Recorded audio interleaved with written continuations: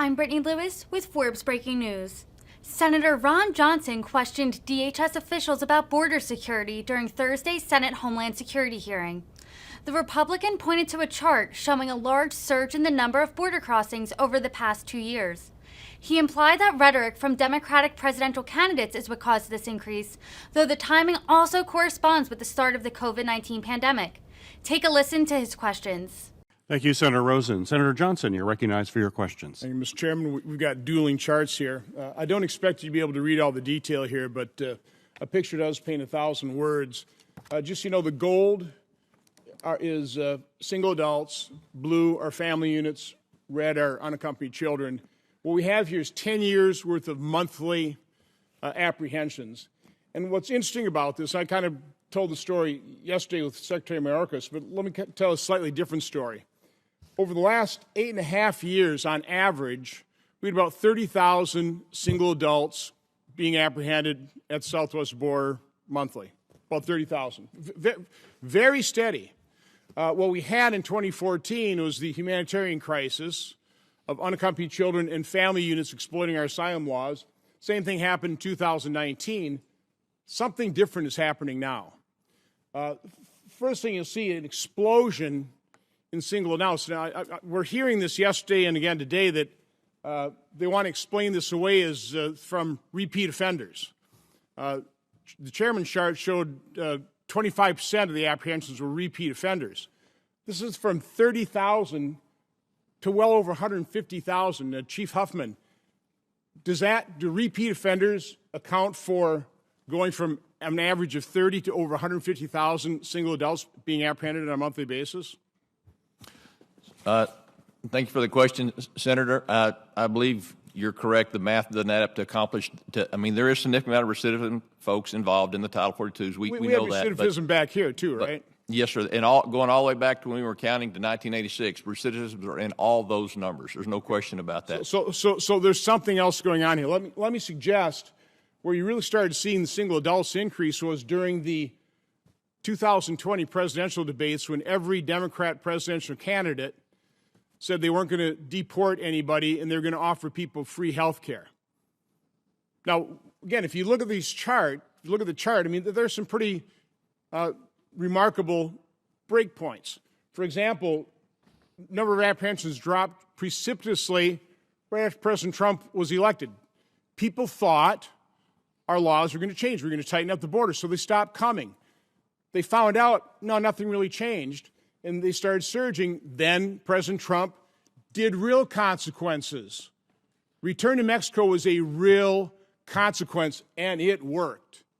It pretty well stopped the flow of unaccompanied children and family units exploiting our asylum laws, and all that we were left with were single adults until the Biden administration. And once again, family units and unaccompanied children exploiting our asylum laws took off. So we've just been nibbling around the edges. This is surreal the last 2 days, what we've been talking about here. Nothing that's going to fix the problem until we actually talk about the root cause. And the root cause is the credible fear standard. It is so low in comparison to what the asylum standard is. Getting asylum is actually quite difficult, isn't it, Mr. Nunez-Neto? You have to be persecuted or fear persecuted, being persecuted on account of race, religion, nationality, membership in a particular social group, or political opinion. That is the asylum standard, correct? Economic migration doesn't count, correct? Sir, you are right that there is a wide difference between the statutorily mandated credible fear interview at the begining of the process. And that is the root cause of the problem, right? Because the vast majority of people that come in here, they are coached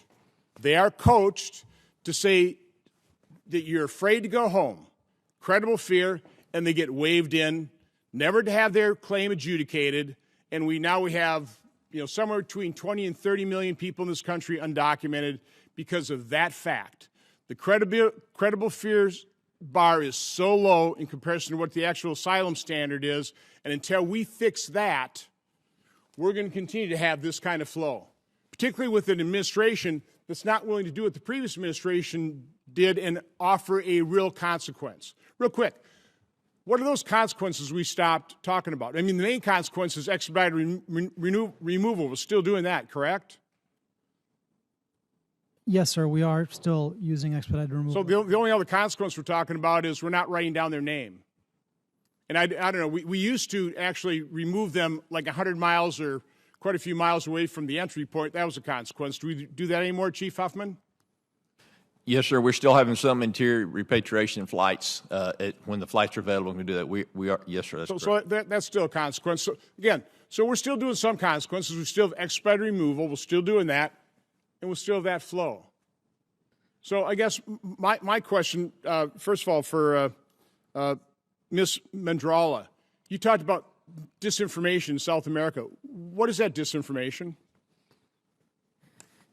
Sir, thank you for the question, Senator. We've seen smugglers and other bad actors use information, twist information, craft disinformation about U.S. border policies in such a way to... Specifically, what do they tell them? We've seen information that would suggest that that certain nationalities would be granted entry without consequence to the border. Okay, so let me stop you right there. Isn't that exactly what's happening here? People are granted entry without consequence. Last year, close to 1 million processed and dispersed. Another few 100,000 known gotaways because we're so overwhelming Customs Border Patrol. We're not going to fix this unless we're honest. So the reality is, what the people are being told in Central America is largely true. You come to America, you cross the border, you say, I'm afraid to go home, and you are home free.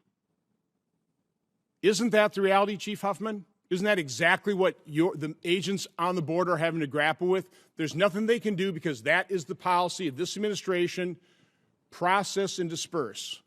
So I'll speak to what I think the agents up front, and without regards to the policy, I'll defer that to the DHS policy. But there's a level of frustration because they believe that many people are quote gaming the system or making fears they may not really have because it's possible to do that.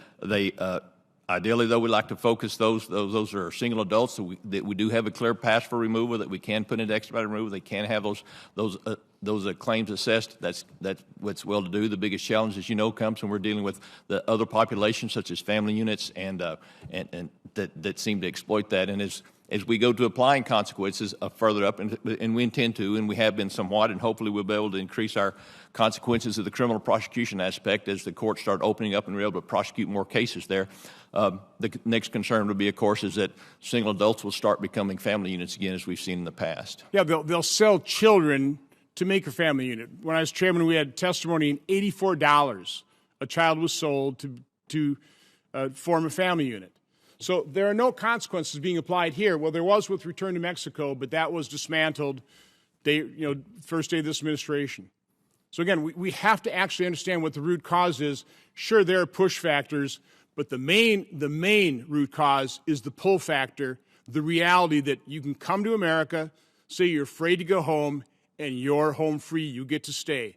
That's the pull factor. That's why you have this problem. Until this administration is willing to recognize that root cause, we're going to continue to have an enormous problem, even though the Secretary won't admit it's a problem. Thank you, Mr. Chairman.